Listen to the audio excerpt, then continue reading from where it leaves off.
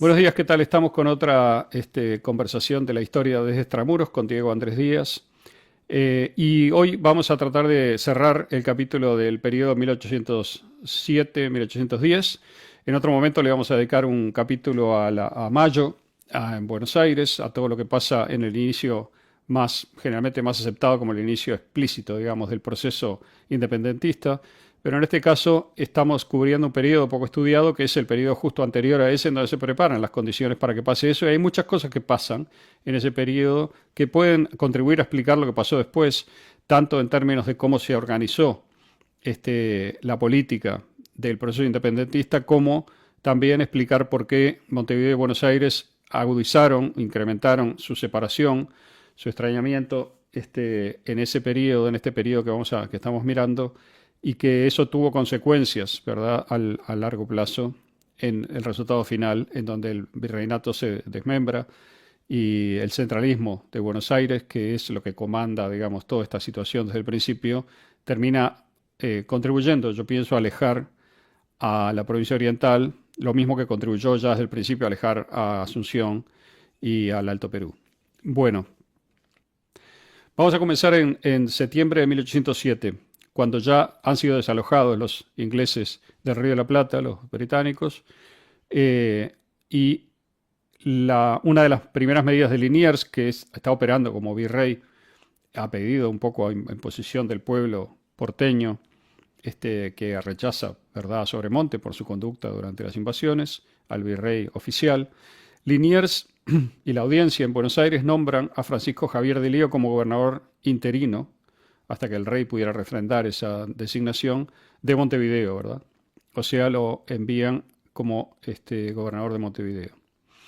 El cabildo le da posesión el 14 de septiembre del 7 y ya había un mar de fondo bastante intenso en la disputa por digamos, cuál había sido el rol de cada una de las dos ciudades en la reconquista de Buenos Aires. Los montevideanos alegaban que ellos habían armado la buena parte del ejército, que habían puesto sus bienes, digamos, su gente, etcétera. Los porteños, digamos, dicen que parte del ejército ya estaba en Montevideo porque lo habían movilizado antes para prevenir justamente la defensa de Montevideo, porque pensaron que la invasión podría ir primero a Montevideo. Liniers es designado en una reunión en Montevideo junto con el gobernador Pascual Ruiz Huidobro. Se decide, un poco Liniers empuja para que eso pase, que Ruiz Huidobro permanezca en Montevideo en previsión de una posible invasión británica a Montevideo, mientras que Liniers es el que va a salir con la tropa hacia Buenos Aires. Esto es lo que ocurre. En Buenos Aires se suman algunas unidades, esto ya lo contamos, así que no voy a repetir. Y la polémica se instala en que tanto Buenos Aires como Montevideo están discutiendo acerca de el mérito de cada una en la reconquista de 1806. Esta situación yo creo que es una pequeña semilla de una actitud que yo creo que se puede rastrear a lo largo de la historia, que tiene que ver con el sentimiento de las provincias frente al sentimiento de la capital. Voy a explicar esto un poquito ya de arranque porque tiene que ver con dos conceptos que son el concepto de patria y el concepto de nación o sea, el patriotismo y nacionalismo, mejor dicho, ¿no? En aquel tiempo, patria no significa lo mismo que ahora se usa frecuentemente como sinónimo de país o como sinónimo de nación. Patria significaba el apego a la localidad, al lugar de nacimiento, al lugar donde uno nació y la gente lo conoce, al pago, si quieren, también, como se dice. A Y la tierra, a la tierra de tus padres, ¿no? a Que la ahí tierra de viene. los padres, donde están enterrados los padres, etcétera. Esto explica que pudiera haber muchísimos patriotismos dentro de una misma nación, ¿verdad? O sea, dentro por lo menos de una misma identidad, que sería la española. Habría patriotismo montevideano, patriotismo, se puede decir de, no sé, de Corrientes, de Santa Fe, de Córdoba, etcétera, etcétera, en relación eh, con el lugar de nacimiento y con el pago chico, pero también un sentimiento de pertenecer a España, ¿verdad? Las dos cosas coexistían. Claro. Esto es un fenómeno antiguo que no tiene en ese sentido nada raro, salvo que se ha un poco borroneado porque aparece una nueva configuración mental, digamos, conceptual, una constelación, podríamos llamarla ideológica, que es la de la nación y el nacionalismo. Y la nación y el nacionalismo tienen todo que ver con la emergencia, como hemos discutido ya y vamos a discutir hoy también, de las repúblicas centralizadas, ¿verdad? El centralismo político que viene a partir primero del absolutismo, es decir, tiene un gran impulso con el absolutismo. Podríamos decir que hubo centralismo en Roma, por ejemplo, y que ese centralismo se rompió durante la época feudal, y que luego en el periodo moderno el proceso se revierte y se empieza a acentuar cada vez más el centralismo político, que tiene, por ejemplo, un ejemplo enorme o destacado en Francia, en la Francia ya del siglo XVII y XVIII. Y en España también, con los Borbones, se va dando ese mismo fenómeno, que es muy francés también, ¿no? En su inspiración, pero es un fenómeno generalizado que se va dando de toda Europa y que Napoleón va a impulsar de una manera muy, muy, muy grande. Acá vemos una diferencia también entre la tradición inglesa de monarquía, ¿verdad? Y monarquía constitucional, etcétera, que viene de antes, ¿verdad? De este proceso, o sea, que se va consolidando en paralelo, pero aparte. Y más en el mundo continental tenemos este impulso más decidido y definido a la centralización. España va a quedar un poco en el medio, porque tiene una tradición bastante descentralizadora, muy descentralizadora, yo diría, en donde los diferentes reinos americanos, digamos, estaban en pie de igualdad en materia legal con el reino peninsular, con los reinos peninsulares, perdón. Y eso es una semilla de estas dos actitudes que yo veo, en donde pienso que el patriotismo es más defensivo principalmente, tiene que ver más con defender el pago frente a ataques y sobre todo contra un poder que lo quiere pasar por arriba. Eso es la clave de lo que yo veo como patriotismo defensivo frente a poderes centralizados que lo quieren avasallar. Del otro lado, el centralismo con todos sus argumentos racionales de racionalización, de orden, de organización de los recursos, de peso creciente del Estado, es más agresivo. El nacionalismo es mucho más de ir a, digamos, conquistar y sojuzgar, en mi opinión, a, Sí, sí, sí, a los demás. comparto absolutamente.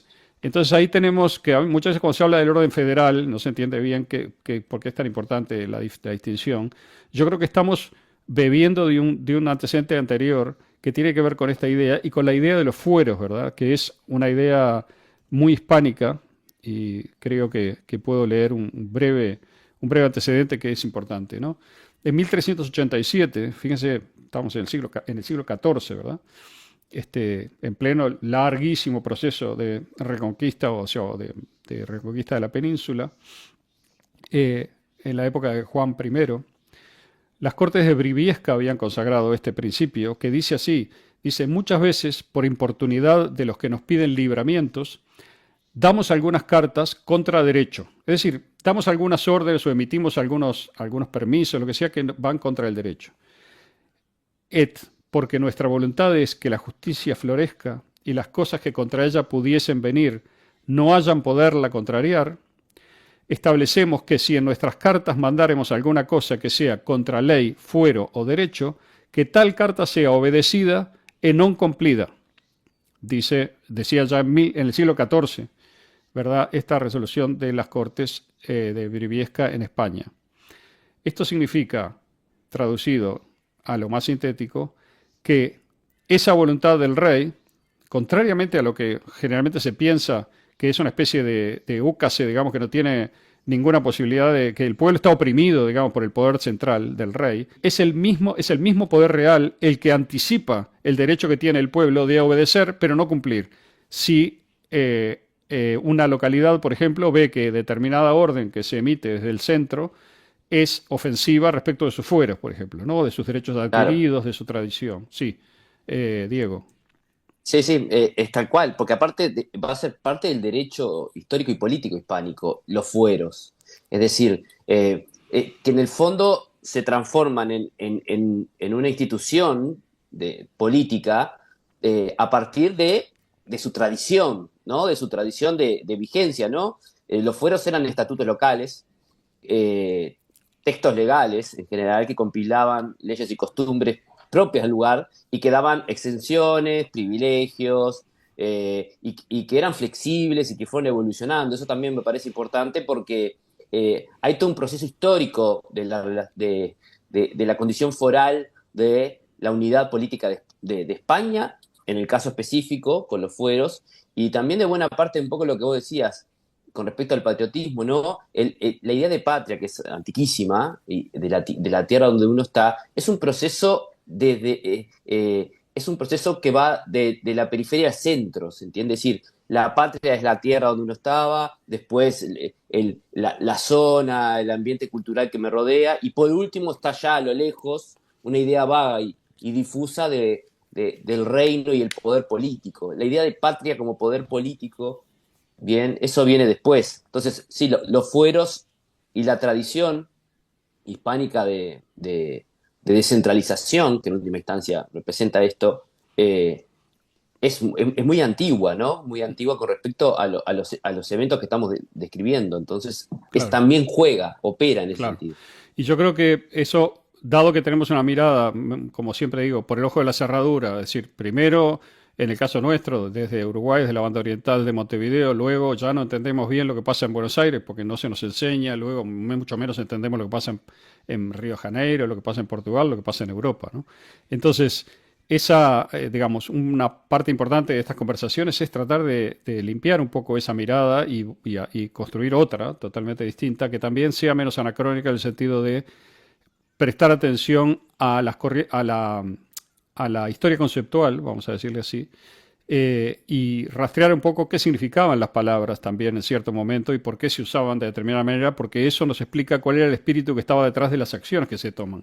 Acá, cuando Liniers nombra a Elío para venir como gobernador de Montevideo, Elío ya viene obviamente conocedor de toda esta polémica que está desatada, que ya Montevideo ya había mandado a Nicolás Herrera a España a pelear por esto y también a pelear por más, este, por mejoras administrativas, digamos así, en la condición de Montevideo, que no lo hicieran tan dependiente de Buenos Aires, tanto en aquella cosa que hablamos de los registros, como en la cuestión de intendencia, etcétera, ¿no?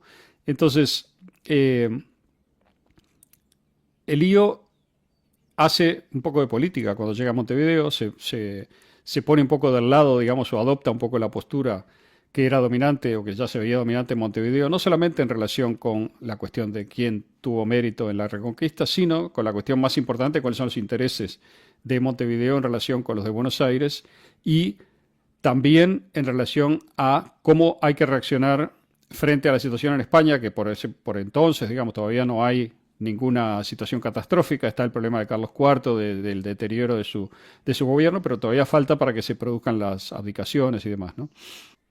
Viene el año 1808, yo estaba tratando de hacer una síntesis de los sucesos, en mayo bueno, primero en el año 1808 ocurre todo lo que ya describimos la vez pasada, la abdicación primero de Carlos IV, presionado dentro del motín de Aranjuez, luego la situación, antes de eso, la situación que habían puesto las tropas napoleónicas ocupando la península, el descontento popular, el descontento popular con la economía, y bueno, luego Napoleón invita y finalmente casi secuestra, digamos, a Fernando VII y luego a Carlos IV, los reúne y lo obliga a Fernando VII a abdicar para Carlos IV y Carlos IV a abdicar para Napoleón, o sea, abandonar el mando. Y estas cuestiones que ocurren en Bayona llegan eventualmente al Río de la Plata. Y acá es donde empieza el movimiento más fuerte de lo que queremos describir, que pone de manifiesto un poco cómo están los partidos y las cosas que después creo que lo vamos a analizar con más detalle. Yo estoy nada más que resumiendo los hechos. Lo primero es que ya en mayo de 1808, el 27 de mayo, se crea la Junta de Sevilla. Hay otras juntas que se crean incluso antes, la de Asturias, la de Valencia, etcétera, se van creando. ¿Y qué quiere decir que se crea una junta? Que frente al vacío generado por los hechos de las abdicaciones de Bayona, el pueblo, bueno, acá hay una discusión acerca de dónde va la soberanía cuando no está el rey, ¿verdad? Y Exacto. eso quizá, Diego, si querés ahora poder introducir ese tema, podemos, aunque no sea Bien, muy largo, ¿no? claro, sí. A ver, desde la Baja Edad Media hay todo un debate con respecto a los dos cuerpos del rey, ¿no? Está el cuerpo natural, el mortal, el que muere, y el cuerpo político, ¿no? Entonces, cuando se dan los sucesos que un poco planteabas, en la tradición hispánica, en la monarquía católica, el rey es legítimo por doble vía. la teológica, la histórica, que todo poder viene de Dios, y la histórico-jurídica, que tiene que ver con un pacto histórico entre el rey y los reinos, ¿no? En los cuales ejerce su soberanía. Lo que me pareció muy interesante de esto es que hay un largo debate durante los siglos anteriores, y la escolástica tardía, Vitoria, Suárez, Juan de Mariana, Ujú. Domingo de Soto, son los que elaboran más detalladamente, que tienen una tradición bastante interesante, sobre todo Vitoria y Juan de Mariana, la idea de que el poder político, en última instancia, reside en la comunidad, como cuerpo político, pero es transferido de manera estable, que esa es la clave, al rey. No tiene nada que ver con la idea de soberanía popular moderna, esto, evidentemente, aparte, ¿no? En la práctica y a nivel conceptual, sino que es una especie de cesión definitiva limitada por el pacto, y en algún sentido el proceso, según Suárez, es Dios concede el poder al conjunto de la comunidad y éste lo transfiere al gobernante mediante un pacto fundacional. Esta tradición de la escolástica tardía española, en algún sentido, salvaguardaba la idea de monarquía hereditaria, en algún sentido, porque no cesaba con la muerte del monarca, pero planteaba la idea de la sociedad política previa al rey, que eso es un factor interesante y Claro. el rey, en algún sentido, firmaba ese pacto, y de ahí viene el juramento de rey, de respetar las leyes y los fueros de cada reino, ir a jurar fueros a cada reino, ¿bien? Y se construye a partir de estas tradiciones la idea de la representación de ese poder, que son las cortes, los cabildos y los cuerpos estamentales de, de, de ese momento. Incluso Juan de Mariana, que lo formula con claridad, habla de que teóricamente es válido para la escolástica la resistencia legítima, y él utiliza el término tiranicidio cuando un rey incumple los fueros locales. Esta es una larga tradición por la cual también, dado que los jesuitas empleaban este punto de vista y hablaban de tiranicidio directamente cuando era justificado, esto fue obviamente uno de los elementos que se usaron para perseguirlos, para hacer política contra los jesuitas y finalmente para disolver la orden, ¿no? Claro, Prohibirla. Bien. Entonces, tenemos, como se ve, una tradición en donde el poder, el orden divino, digamos, pasa a través del pueblo al rey y no al revés, que es lo que va a pasar en el absolutismo, ¿no? En donde el proceso, digamos, va a ser el de la concentración y la conexión directa del monarca con Dios, supuestamente sin ese pacto. Justamente la disolución del pacto tiene que ver con la acentuación del centralismo. Y hay una relación, el espíritu de la relación cambia completamente. No es, digamos, en el espíritu nuevo de la relación, parece absurdo que se diga se obedece pero no se cumple. Nosotros no lo entendemos y nos reímos cuando escuchamos esa expresión, pero es muy interesante entender cuál es el alma de la expresión, o sea, la esencia de por qué estaba esa expresión y qué antiguo que es, del siglo XIV. Quiere decir, hay una autonomía, por supuesto que esto exacto. generaría conflictos, ¿verdad? Pero que haya un conflicto es mejor que se obedezca a ciegas, digamos, y que no haya una conciencia local. Bueno, entonces, Pero mirá, sí, una cosa corta, mirá el doble juego histórico, que en algún sentido el absolutismo apela a las estructuras ideológicas de la época relacionadas con la naturaleza divina del poder, pero en su búsqueda de centralizar el poder, en el proceso histórico se va adecuando otra fuerza. Esto es muy notorio en los afrancesados, ¿no? de España, y claro. es como una doble tenaza, porque por un lado tenés al partido monárquico absolutista, que en última instancia empuja el proceso que también va a empujar el partido afrancesado. Los dos quieren liquidar un poco esta descentralización desde lugares políticos Ujú, distintos, claro. ¿no? Que es lo interesante. Sí, sí. Uno con un peso mayor de la tradición cristiana, católica, etcétera, y de la tradición monárquica, el otro con un peso mayor de las formas de políticas nuevas, pero en ambos casos el objetivo es el de la centralización, ¿no? Claro. Este, bien, entonces habíamos dicho que en mayo se formaba la Junta de Sevilla, que reivindicaba para sí el gobierno de España, ¿no? Contra las intenciones de Napoleón. Y esa junta se califica a sí misma como Suprema Junta de Gobierno de España e Indias. Esto es lo importante, Indias, ¿no? O sea que se da, estando en suelo peninsular, una atribución a sí misma sobre América, ¿verdad? Eh, bueno, Esas, como siempre vemos, los sucesos demoran en llegar, las comunicaciones, ¿verdad? Y hay un enviado que Napoleón envía a Buenos Aires, Sassenet, se llama Sassenay, que tiene un viaje muy accidentado, se demora de más, etcétera, tiene que bajar en Maldonado, luego ir por tierra a Montevideo y luego a Buenos Aires y a entrevistarse con Liniers. Liniers lo recibe y Sassenet le entrega una valija llena de manifiestos, proclamas, papeles y demás, que es la intención napoleónica respecto del Río de la Plata. Y esa intención es que, obviamente, el Río de la Plata reconozca a José Bonaparte como el legítimo, digamos, rey en España. Bueno, la respuesta fue muy áspera, le sacaron a patadas a Sassenet, digamos, le ordenaron perentoriamente que se fuera de Buenos Aires sin ninguna respuesta. Y como no había ningún barco ese día, porque fue realmente así duro, pero esta es la respuesta de los españoles en Buenos Aires y de la gente, no de Liniers. Liniers era conocido de hacía muchos años, de unos cuantos años con Sassenet. Sassenet esperaba ser mejor recibido y esa noche, que todavía la pasa en Buenos Aires, hay una entrevista secreta entre él y Liniers, que luego se conoce, en la cual Liniers le dice que él preferiría apoyarlo, pero que no puede, porque políticamente no están dadas las condiciones y que lo mejor es ganar tiempo y esperar. Entonces, Liniers está en una situación difícil porque ya todo el partido español y el partido de patriotas montevideanos y demás empieza a verlo como este está con Napoleón, este está con los franceses, este es francés, este no. O sea que hay un inicio de resistencia más seria a Liniers. Liniers, en ese contexto, el 21 de agosto, le jura fidelidad a Fernando VII, medio como para ganar tiempo. Fernando VII no está, ¿no? O sea que jurarle fidelidad Sí. a Fernando VII es bastante barato, en el sentido de que no pasa nada, ¿no? Fernando VII no va a salir de Francia, está preso, secuestrado, digamos, en una jaula de oro, pero no tiene acceso al poder y en España está los disturbios, digamos, ya fue rechazado formalmente, digamos, militarmente los franceses que van a volver, ¿no? Pero en este periodo hay una retoma del poder, digamos, la corte todavía está en Aranjuez, la corte general, ¿cómo se llama? Suprema, ¿no? Sí, La Junta Suprema, la Junta Suprema. que es la que está mandando, digamos, ¿no? En España Y, dentro de esa situación inestable. Sí, en agosto también del año, estamos en el año 8 todavía, llega de España Manuel Goyeneche, este, que es un americano que está en España y luego viene, digamos, a promover, un militar, ¿no? Viene a promover el levantamiento contra la dominación napoleónica, ¿no? En América, levantarse contra la dominación napoleónica, está en Montevideo, en donde ve que está todo fantástico, y que el rechazo a Napoleón es total.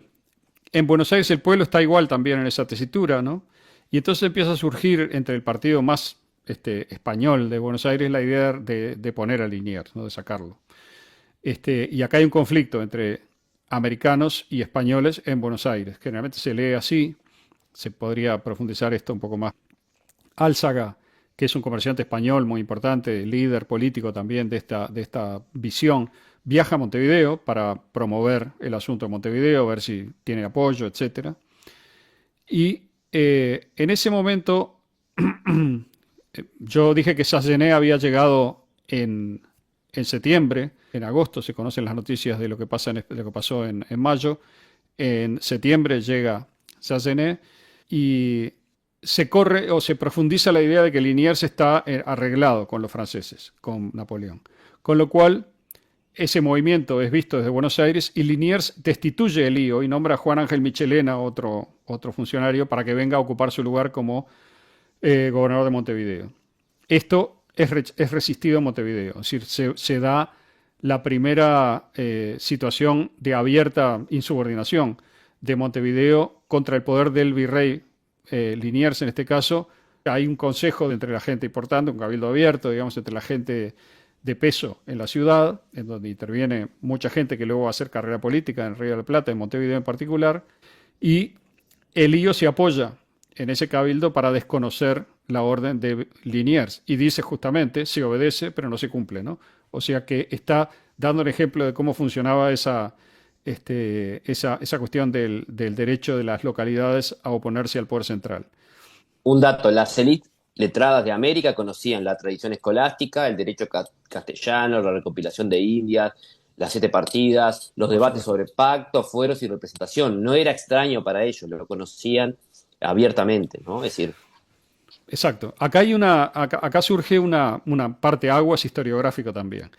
Hay una lectura, que es la lectura más de Mitre, la lectura más del lado liberal, digamos, que ve también la independencia como lo mejor que le pasó al continente y a la imposición de los principios de la Revolución Francesa, etcétera, como el gran avance, ¿verdad? Como la idea de progreso y entrada en la modernidad, que ve esta medida del Cabildo y de Elío, del gobernador, como una medida españolista simplemente, o sea, de rechazo a la independencia, de deseo de pertenecer a España y de retrógrada, ¿no? Hay otra lectura, que la he visto en Eduardo Acevedo, por ejemplo, que también creo que las dos tienen problemas. Esta otra hace de este movimiento el precursor de la independencia americana, porque dice, esta es la primera vez que las localidades y las patrias, digamos, americanas, realmente se ponen los pantalones y generan una junta propia que no depende de España, sino que depende de la voluntad del lugar, de la localidad. Yo no sé vos, digo, qué pensás, pero es, este parteaguas es sí, sí. interesante. Sí, en las dos miradas, o en general, yo diría que le pasa en general a casi todas las miradas siglo XX, historiográficas, el factor nacional juega, opera, de forma absolutamente, es como el marco interpretativo, después de lo demás nacen corrientes asociadas, pasa en casi todos los temas, es decir, los mitos fundacionales nacionales, todos los toman, cada uno de su perspectiva. En algún sentido, tanto la interpretación del nacionalismo argentino, el nacionalismo liberal a la francesa, Ujú, como vos planteabas, ¿no? La idea de ujú, la concreción del Estado-nación argentino y la nación argentina, como el nacionalismo uruguayo en el sentido también, incluso el nacionalismo originario, ¿no? Que es más liberal en el sentido francés, como las visiones nacionalistas revisionistas, como las interpretaciones más marxistas en el siglo XX, todas igual abrevan de ese mito tradicional. Entonces, cuando uno lo pone, uno dice, no, estos son españolistas, no quieren la independencia, quieren seguir bajo el yugo español, y exacto. los otros nosotros fuimos los primeros acá en el Montevideo en el fondo es un poco la fortaleza radical, más allá de la crítica que yo tengo sobre ella, de la idea del nacionalismo, ¿no? De unir identidad política con identidad cultural, ¿no? Entonces es Ujú. muy fuerte, opera muy fuerte y Absolutamente. Bueno, este cabildo es el 21 de septiembre de 1808 y Montevideo y Buenos Aires rompen en ese caso. No hay un enfrentamiento militar, pero sí hay una separación y Montevideo se mueve para pedir que manden otro virrey. Es decir, va a mandar a Raimundo Guerra a España para explicar lo que está pasando y Montevideo se declara fiel a la Junta, ¿verdad? Es en ese marco que Álzaga arma en Buenos Aires el motín del 1 de enero de 1809 y este motín, que se suponía que iba a ser exitoso porque contaba con una cantidad de fuerzas y también estaba apoyado de Montevideo, fracasa porque Cornelio Saavedra, con la legión de patricios, lo desarma, ¿verdad? O sea, lo combate y lo liquida. Esto hace que, bueno, Saavedra va a ser el presidente de la Junta, ¿verdad? En mayo del 10. Es decir, que se van alineando, digamos, las diferentes figuras y las diferentes tendencias que van luego a aparecer más desplegadas y con todas las complejidades que tienen en el momento del inicio de la independencia explícita, ¿no? Acá aparece un concepto político que sería la idea de que hay un partido americano, ¿verdad? Ahora daría para discutir mucho qué es el partido americano. Yo creo que son sobre todo los intereses de las organizados en las logias, que, como decía ya Enrique Martínez, habían apartado a los españoles porque su propósito era seguir adelante con un plan de separación de España. Eso es lo que podríamos llamar el Partido Americano. En Buenos Aires es mucho más importante que en Montevideo, tiene más fuerza, tiene más presencia. Y acá interviene en parte alguien que ya hemos visto en otros momentos, que es Nicolás Rodríguez Peña, junto con otros que han estado en contacto con los ingleses ya desde el momento de la invasión. Nicolás Rodríguez Peña ayuda a Beresford a huir. Beresford después va a tener una gran incidencia en los hechos de Río de la Plata desde Brasil. Y bueno, y tenemos entonces ese hilo, que no puedo entrar ahora en los detalles, de continuidad en los trabajos de la logia, que siguen consolidando la idea de ir por la independencia, de ir por la ruptura del Imperio Español de ir por la separación y el cambio de mando, yo diría, pero dentro de un orden político que todavía no está claro, no sabe cuál va a ser, y hay partidarios de la monarquía constitucional, hay partidarios de entregar, digamos, la soberanía a alguno de los monarcas europeos, etcétera. La indefinición del orden político que se está emergiendo en esta crisis, ¿no? Es interesante en ese plano porque me da la sensación que ahí se articulan un montón de partidos diferentes. Llamémosle partido o Ujú. conjunto de acciones con intereses, ¿no? Porque vos mismo referiste, están los afrancesados, ¿bien? Que traen, ante la crisis de legitimidad, tienen la idea de la legitimidad por utilidad y la nueva legalidad está asociada a que tienen una idea que el sistema borbónico está agotado, es corrupto, ineficiente, y en última instancia José I, ¿no? Pepe Botella puede ser un legítimo rey si garantiza todo lo que aprendieron de sus estudios de la administración francesa, ¿no? Exacto, Orden, reformas, bien claro. común. La legitimidad se desplaza del origen dinástico a la utilidad pública, ¿no? Ellos en el Estatuto de Bayona ya están hablando de la Constitución y en último sentido se bancan, validan la aventura napoleónica, entendiendo que ahí está al alcance de la mano un orden centralizado, racional y moderno, Es que ¿no? no hay duda que esa era la bandera, digamos, de los americanos, de esos afrancesados que formaban también parte o van a formar parte eventualmente del Partido Americano, ¿verdad? Es Exacto. una de Por las eso digo, líneas, es una de las líneas, no la única, ¿no? es una de las líneas, porque en España están las tradicionalistas, que en el fondo son relativamente tradicionalistas, porque ya hablamos antes de que antes existe todo una historia de descentralización, pero los tradicionalistas son los custodios de los derechos de Fernando VII, ¿no? Está la Junta Central ahí, que lo que quiere es que no se le escape la vaca de atada, ¿no? Es decir, Fernando Exacto. VII sigue siendo el único rey legítimo, las Ujú. juntas no son soberanas, sino depositarias o conservadoras de la soberanía, Exacto. y es una retroversión de la soberanía por una medida de necesidad coyuntural, no es un proceso de devolución revolucionaria del poder. Entonces esa gente va a ser un partido que va a ser débil acá, pero que también juega su rol, en el sentido de que esto es coyuntural, no soltamos Bueno, nada. pero Estamos, esa parece ser la lógica con la que se mueve Montevideo, ¿no? En Montevideo parece ser mayoritaria esa visión, quizá ayudada por la coyuntura de la inquina con Buenos Aires también, ¿no? claro, sí, sí, sí, Pero entonces, claro, porque muchas veces cuando se habla de los españoles en el Río de la Plata y del Partido Español, como se habla, ¿no? También se está hablando, que esto ya lo tratamos, de aquellos comerciantes y aquellos intereses, digamos, en el Río de la Plata que tienen mucho que perder con un cambio de orden. Es simplemente eso. Y ahí está claro. Álzaga y ahí están algunos propietarios de tierras, digamos, importantes, tanto del lado porteño como montevideano y otra gente. El pueblo, en general, ve con horror la idea de pasar a pertenecer a Francia. Eso también es importante, ¿no? Porque Francia en ese momento ya tenía, digamos, desde hacía tiempo la fama de, bueno, todos los horrores que habían ocurrido de crueldad y de violencia en la Revolución Francesa, la idea del anticlericalismo y del rechazo a la religión. Todas esas cosas venían asociadas de una manera o de otra a la figura de Napoleón y eso se veía como ser entregados al demonio, ¿no? En cierto modo, por mucha Tal gente. cual, así, Este, exacto. o sea que esto también, acá tenemos ya algún delineamiento de algunas de las fuerzas que están en juego.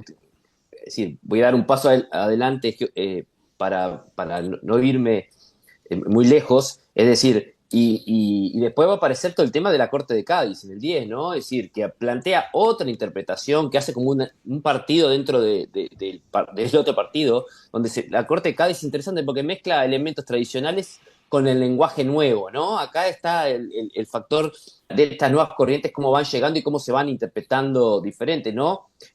Se acepta la retroversión de la soberanía, lo que va a plantear Cádiz, y que la soberanía reside esencialmente en el pueblo y introducen por primera vez en la nación. Y es la primera, bueno, la Constitución del 12 va a hablar de que es la primera vez que aparece la idea de nación española. Es Claro, decir, cosa que en las monarquías no existía ni por asomo la idea de que es una nación España, sino que es el centro político de los reinos exacto, claro. diferentes, ¿no? Es como un nuevo partido dentro del partido Ujú. Y hay que acordarse que están los realistas puros también, ¿no? Que la soberanía es indelegable al rey, el rey sigue siendo el único soberano, son administradores provisionales y son las que plantean dramáticamente que las cortes de América son absolutamente legítimas, ¿no? Exacto. Entonces, es decir, es muy dinámico en ese Ujú. sentido, ¿no? Bueno, ese es un argumento que le sirve al centralismo porteño, ¿no? El de la Claro. ilegitimidad. Bien, a los americanos, ¿no? En cierto modo. Por eso también se dice que se jura en nombre de Fernando VII, falsamente, ¿no? Que la primera junta, por ejemplo, invoca a Fernando VII, cuando en realidad, como dije hoy, es la continuidad de esa idea de que no cuesta nada invocar a Fernando VII para obtener legitimidad, cuando en realidad lo que está haciendo es un traslado del poder central a Buenos Aires, ¿no? Sí. Este, Un dato interesante es que la argumentación, ¿no? que plantean las cortes acá, en general, sin entrar en las diferencias, es que los reinos de India son reinos asociados a la corona, ¿no? ujú, Y con sus propios cuerpos que existen, ¿no? Como cabildos o las audiencias. Y si la corona está impedida de ejercer la soberanía, cada pueblo, ¿no? Ciudad-reino, como le llamaban, ¿no? La idea de la ciudad como puede reasumir la soberanía y formar una junta propia. Esa argumentación es escolástica, llamémosle, que va a ujú. ser utilizada en algún sentido eh, por estas nuevas ideas como argumento inicial que después se transforman en un argumento de la soberanía nacional muy modernista en ese sentido. Hay un juego de cómo articular los discursos, en algún sentido, en un principio se ponen más lejanos en el tiempo en la argumentación para sacarse encima al poder centralista español, de las Ujú. juntas de allá, pero rápidamente cuando los hechos son tan acelerados y dinámicos, llamémosle de alguna forma, empieza la retórica mucho más moderna y relacionada con el concepto de soberanía, el concepto revolucionario francés, ¿no? De la idea de la soberanía Exacto. nacional, el cuerpo de la nación, etc. La independencia fue una cuestión de élites. El pueblo no quería la independencia, no la esperaba, no estaba buscándola, y lo que vemos y que luego se interpreta ex post como precursores de la independencia son elementos patrióticos de rechazo al poder central que se consideraba opresor, en cierto modo, y que consideraba contra los intereses de la localidad. En el caso de Montevideo, contra los intereses del puerto, incluso en el caso de Buenos Aires, que algunos intereses comerciales, de contrabando, versus intereses legales, etcétera, que son realmente decisivos en esto, pero no tenían ese barniz ideológico que luego van a ir adoptando. Los que estaban avanzados en esto son las logias, precisamente, que venían con las nuevas ideas, sobre todo importadas de Inglaterra, conceptualizadas, digamos, en Inglaterra y también, bueno, luego en Francia, pero hay una guerra entre los dos, ¿no? Por ver quién impone su lectura. Y esto es muy importante. Cuando yo dije que Montevideo había mandado a Raimundo Guerra a España, ¿no? Pero lo manda, obviamente, con instrucciones, como representante, a pedir determinadas cosas. Y en las instrucciones que se le dan a Guerra se nombran los trabajos de la logia. Se dice que Liniers ha adoptado como sistema constante rodearse de las personas más despreciables, como Peña, se refiere a Rodríguez Peña, hombre truán, vil y díscolo, a quien había tomado para secretario. Esto quiere decir, Liniers estaba ya alineado, como efectivamente existía la sospecha, con ese partido de la independencia o de que luego se lo van a pagar muy mal, ¿no? Porque lo van a asesinar los hombres de la primera junta, Liniers. Pero en ese momento Liniers se niega, digamos, a traicionar a España finalmente y lo paga con su vida. Pero esas ideas de lo que podríamos llamar las nuevas ideas vienen, están codificadas en un pequeño grupo, en una pequeña élite, que son las logias precisamente, en particular esta de Rodríguez Peña, que es la que está operando como un hilo conductor y de continuidad entre lo que pasa en la época de las invasiones británicas y lo que va a pasar después cuando llegue San Martín, en el 12, ¿no? No hay una conexión directa entre ellos dos como personas, pero sí en las ideas y en el modo como se van articulando en logias, ¿verdad? Que es algo, un hilo conductor de toda mi lectura, por lo menos, no comprometo a Diego acá, pero yo creo que es así. Bueno, No, entonces, es sí. fundamental, evidentemente. Porque aparte, una cosa que queda ahí explícita es que se juxtaponen las ideas y las argumentaciones y las tradiciones invocadas para los procesos, para los distintos intereses y procesos que se van poniendo uno encima de otro, que en general el nacimiento limpio de las naciones modernas después soslayó todo esto, porque en última instancia es con el diario del lunes abajo el brazo, decir, bueno, acá tenemos las repúblicas americanas, naciones modernas, y ya está. Pero el proceso fue mucho más complejo y mucho más variado en el sentido de las argumentaciones, de que no tenían claro hacia dónde terminaba esto. Y habían varias posibilidades, ¿no? Dividir todo en el dualismo de estados nacionales modernos frente a estados, frente a una monarquía arcaica, es ridículo, es parte del discurso nacionalista que van a tener las naciones de América, que tiene sentido en el contexto histórico, pero Sí, hoy me sí. parece que, Proyecta su sentido hacia atrás de una manera indebida, digamos, inválida, ¿no? Si uno empieza a analizar la historia conceptual, es lo que decíamos hoy. claro, Bueno, en febrero se nombra del 9, ¿no? Estamos ya, ha fracasado el motín de Álzaga, se nombra en Sevilla a Baltasar Hidalgo de Cisneros para que venga a ocupar el cargo de virrey, a desplazar a Liniers. Cisneros va primero a Montevideo, mide un poco la temperatura del agua, viaja a Colonia, o sea, no se larga a Buenos Aires inmediatamente, exige garantías, y Liniers ahí decide renunciar, pese a que los americanos le pedían lo contrario, pero hay una orden que viene de España y Liniers, para no faltar a esa lealtad, renuncia, es lo que yo decía, ¿no? El 30 de julio entonces del 9, Cisneros se constituye como virrey en Buenos Aires, va a durar menos de 10 meses, ¿no? En el cargo.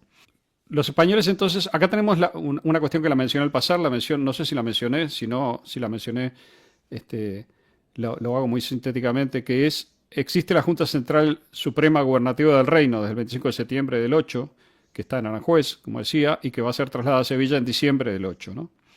Esta junta es la que luego va a pasar a Cádiz, a la, ¿cómo se llama? La Real Isla de León, que es una isla en la bahía de Cádiz, en enero del 10, y que va a dar ese giro que decía Diego, de adoptar un pensamiento distinto.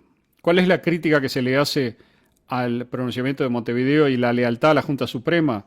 Lo que se dice es, si el argumento es que los reinos de América son dependientes del rey y los reinos de España son dependientes del rey, eso no significa que los reinos de América son dependientes de los reinos de España o del pueblo de España, con lo cual no tiene sentido jurarle lealtad a una junta elegida por una parte de España, digamos, por una región, por una zona, o ni siquiera la Junta Central Gubernativa, porque esa será peninsular, pero no es la Junta Central Gubernativa de todos los reinos, ¿verdad? Entonces, claro. donde surge este argumento, que es que la lealtad, digamos, de Montevideo es verdaderamente a la península y no al rey. Y, o sea, al orden español, mejor dicho, para decirlo más rápido. Efectivamente, Montevideo apenas llega Cisneros con la orden de asumir como virrey, disuelve la junta que se formó en septiembre del 8, es decir, que Claro, obedece al gobierno central español. Acá lo que hay es es, un sentimiento español y un sentimiento de patria local de Montevideo contra el sentimiento centralista de Buenos Aires. Sí, claro, pero mirá qué interesante cómo es el doble juego en algún sentido de que los procesos son complejos, porque en algún sentido eh, la gente que se quiere sacar el centralismo español, ¿no? Es decir, la pretensión de construir una monarquía moderna y absoluta, ¿no? De las fuerzas españolas, en algún sentido dicen que el gobierno de Fernando VII lo mantienen en sus manos, ¿no? Las juntas españolas.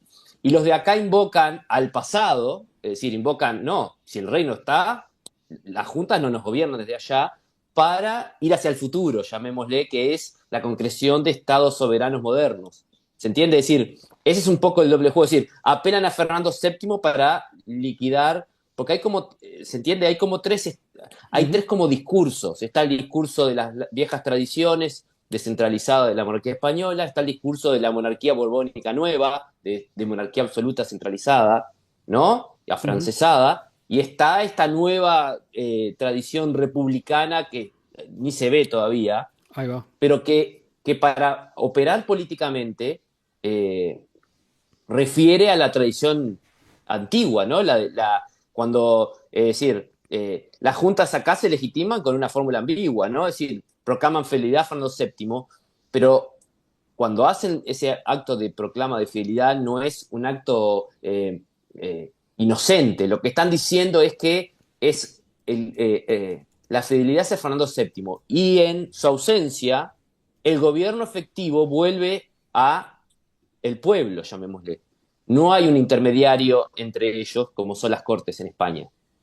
Y Claro, ahí está el juego, es decir, no, vos no me dirigís desde allá, exacto. ¿bien?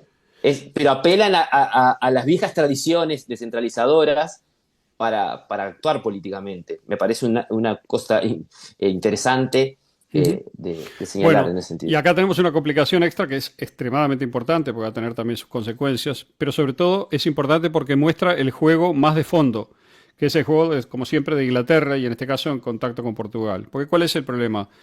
Este, no tenemos a Fernando VII, pero entonces la familia de Carlos IV, Fernando VII es hijo de Carlos IV, ¿verdad? Y es el heredero natural al trono, pero está secuestrado y no funge. Entonces Carlota Joaquina de Borbón, hermana de Fernando VII, también hija de Carlos IV, que está casada con el príncipe de Portugal, don Juan, ¿no? Luego va a ser Juan VI, ¿no? El príncipe Juan. Hace un razonamiento que es bastante lógico. Dice, bueno, si no está mi hermano, estoy yo. Por lo tanto, puedo asumir, digamos, el rol de reina en estas provincias americanas que son españolas y que están huérfanas de monarca. Esta idea es simpática para varios vinculados con Inglaterra. Inglaterra tiene una división interna en esto. No, yo diría el nivel más alto nunca se aceptó, pero en niveles intermedios hay apoyo y la corte portuguesa, que no hay que olvidar que está en Brasil, ¿verdad? Porque se ha mudado un poco en un proceso complejo, digamos, en el cual termina viajando en barcos ingleses, pero también hay una confrontación con Inglaterra, ¿verdad? Antes, pero no importa. Inglaterra convence, digamos, a la corte portuguesa de que viaje a América. La corte portuguesa se establece en América y esto va a ser la clave para que Brasil sea un país único, ¿verdad? O sea, ese unitarismo organizado a través del imperio nunca fracasó en Brasil y hoy tenemos un país unificado, mientras que el imperio español fracasó en América y por eso tenemos 10 repúblicas, ¿no? O 9, no sé cuántas son. Bueno, entonces, desde el punto de vista formal, ¿no? Esa idea de Carlota no es descabellada, ¿no? Habría sido una salida dentro de la misma familia real, ¿no? Porque ella ya estaba en Brasil, habría unido además las coronas de España y Portugal contra un enemigo común, que era Napoleón. Y los ingleses que ya sabían que no podían conquistar, acuérdense que la consecuencia de las invasiones británicas es esa conciencia, ¿verdad? De esto no tenemos que llevarlo así. Es ver cómo actúa respecto a esto. ¿Quiénes están trabajando para Inglaterra? Ya lo dije, bueno, Rodríguez Peña, ¿no? Bueno, Padilla, Zarratea, todos ellos trabajan en las logias, digamos, y son contactados por Bereford en el año 6, Donado, Castelli, o sea, gente de la primera junta, ¿verdad? Y el comandante Sidney Smith, que está en Río, británico, ¿no? Apoya la idea de Carlota, es su gran apoyo. Es un apoyo británico, ¿no?